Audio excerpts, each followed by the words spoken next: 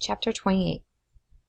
I was sitting on my bed admiring the new hot pink polish I'd painted on my toenails. I hadn't painted my nails pink in so long, I doubted the polish was still good. It was all crusty around the neck of the bottle and had separated into 2 layers, pink on bottom with clear on top.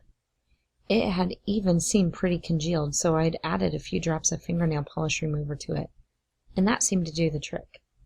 Normally, my mainstay was black or navy, sometimes a hunter green or sick corpse yellow, but once, a long time ago, it had been pink. Everything had been pink. I think I burned myself out on pink, and then burned myself out on black. I'm not sure.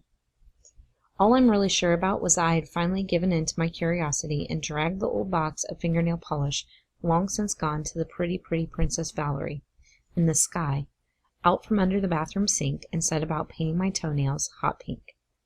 It wouldn't hurt anyone for my toes to be pink for a few days, right? I was still waiting for them to dry, puffing out little breezes of air from my mouth without giving it any real effort, when there was a knock, real soft, at my door. I leaned over and turned my stereo down. Yeah? The door opened a crack, and Dad stuck his head in. He grimaced in the general direction of the stereo, so I leaned over and flicked it off.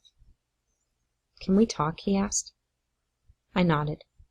He and I hadn't spoken since the Brittany Brennan incident at his office a couple weeks ago.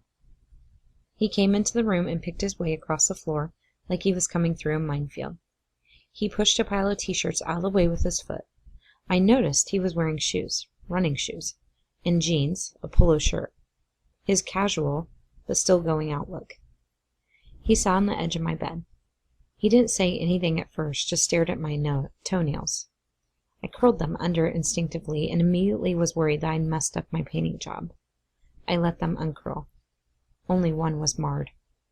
I used my thumb to rub most of the polish off of it, and then I stared at my foot, which suddenly looked so vulnerable and imperfect with the one toe ringed in hot pink polish but bare on the inside of the nail, like I'd started but had forgotten to finish being beautiful. "New color?" he asked, which I thought was a really odd question coming from a dad.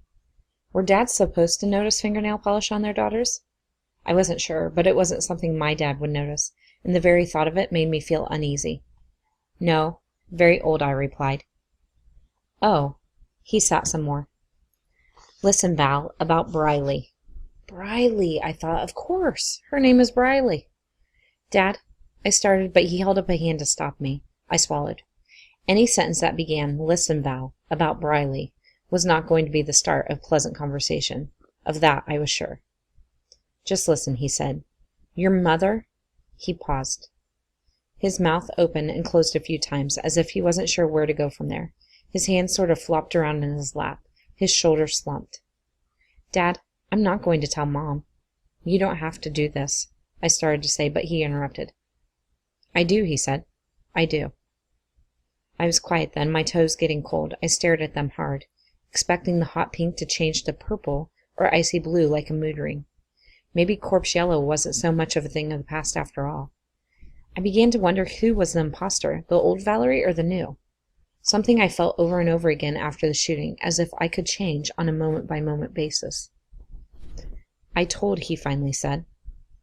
"I told her everything. Your mother." I said nothing. I wasn't sure what to say. What could I say? "She didn't take it well, of course. She's very angry. She's asked me to leave."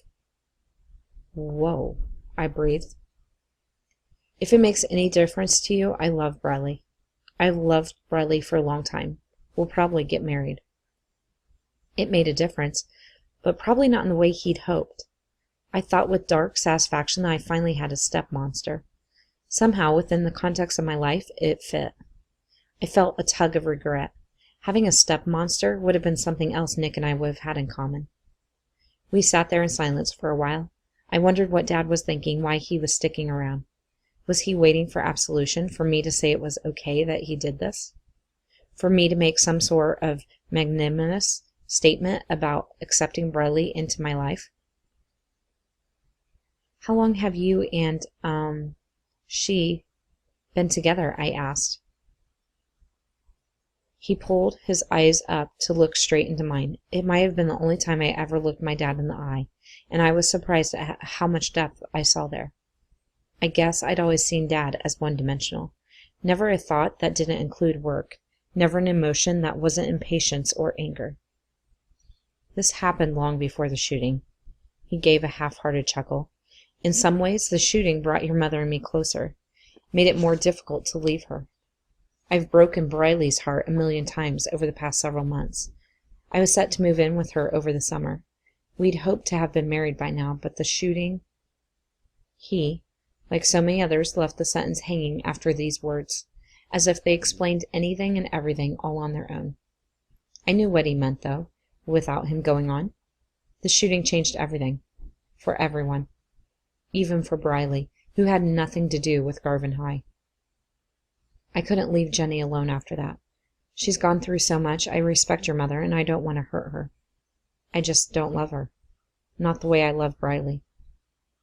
So you're going to do it, I said. Leave, I mean? He nodded slowly. Yeah, he said. It's only right that I do. I have to. I wanted there to be a part of me that raged against this. No, you don't, I wanted to scream at him. No, you can't. But I couldn't do it, because the truth was, and we both knew it, he'd gone long, long ago. I just made him stick around when he really wanted to be somewhere else. In his own weird way, he was another victim of the shooting, one of the ones who couldn't get away. Are you mad? He asked, which I thought was a really strange question. Yes, I said, and I was. It's just that I wasn't so sure I was mad at him. But I don't think he needed to hear that part. I don't think he wanted to hear that part. I think it was important to him to hear that I cared enough to be angry. Will you ever forgive me? He asked. Will you ever forgive me? I shot back, leveling my gaze directly into his eyes. He stared into them for a few moments and then got up silently and headed for the door. He didn't turn around when he reached it, just grabbed the doorknob and held it. No, he said without facing me. Maybe it makes me a bad parent, but I don't know if I can. No matter what the police found, you were involved in that shooting, Valerie. You wrote those names on that list. You wrote my name on that list. You had a good life here. You may not have pulled the trigger, but you helped cause the tragedy. He opened the door. I'm sorry. I really am. He stepped out into the hallway. I'll leave my new address and phone number with your mother, he said, before walking slowly out of my sight.